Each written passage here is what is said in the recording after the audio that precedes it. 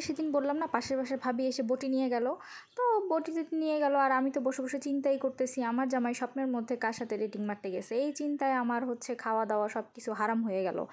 আর এর মাঝখানে আবার হঠাৎ করে আধা ঘন্টা পরে কলিং বেল কে দিল, গিয়ে দেখি ওই সেই পাশের বাসার ভাবি আবার আসছে, বলতেছে ভাবি কিছু মনে করেন না, আমরা তো নতুন আসছি, আমরা আসলে চা খাবো, তো চা পাতিটা নাই, একটু যদি চা পাতি দিতেন, মানে চা পাতি খুঁজে পাইতেছে না। তো ভালো কথা, আমি তাকে চা পাতি দিলাম টিলাম, সে চলে গেল।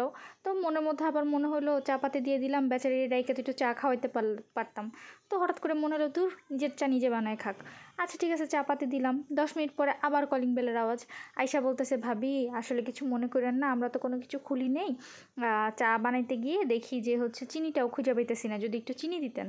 তো ভালো কথা, ভাবিরে চিনিও দিয়ে দিলাম। চিনি টিনি দেওয়ার পরে আয়শা বসবো, এর মাঝখানে আবার কলিং বেল। বলতেছে ভাবি কিছু মনে করেন না, বারে বারে ডিস্টার্ব করতেছি আপনারে, আমি তো আসলে হচ্ছে খুঁজে পেতেছি না, একটু যদি আপনাদের কাছ থেকে দুধ দিতেন, দুধ চা খাবো তো এটার জন্য। তো ভালো কথা, দুধ চা দিয়ে দিলাম, সাথে একটু বিস্কিটও দিয়ে দিলাম যে খাওয়ার জন্য বিকালের নাস্তা হিসাবে। তো নিয়ে ভাবি চলে গেল। হঠাৎ করে বিকালে রান্নাবাড়া করতে যাব, তখন মনে পড়লো যে আল্লাহ, বটি তো আমার ঘরে নাই, বটি তো পাশের বাসার ভাবির ঘরে।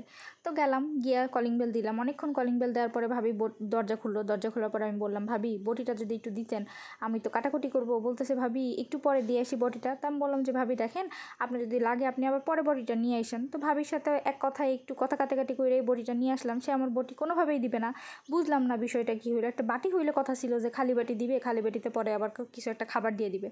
যাই হোক, ভাবির কাছ থেকে বটি নিয়ে আসলাম। পরের দিনের ঘটনা, পরের দিন সকালবেলা এসে ভাবি হাজির, যে ভাবি আপনার বাসায় কি মরিচ আছে, রান্না করতে যাব, বাসায় মরিচ নেই। আমি বললাম ঠিক আছে ভাবি, মরিচ আছে, মরিচ নিয়ে যান। ভাবি মরিচ নিয়ে গেল। এরপরে আমার জিজ্ঞেস করতেছে ভাবি আপনার বাসায় কি আর কেউ নাই, আর কাউরে তো দেখি না। তা আমি বললাম ভাবি দেখেন আমার বাসায় তো আরও মানুষ আছে, সবাই তো আর সবসময় ঘরে থাকে না। বলে আপনার জামাই কই? আমি বললাম আমার জামাই তো বাইরে গেছে কাজে।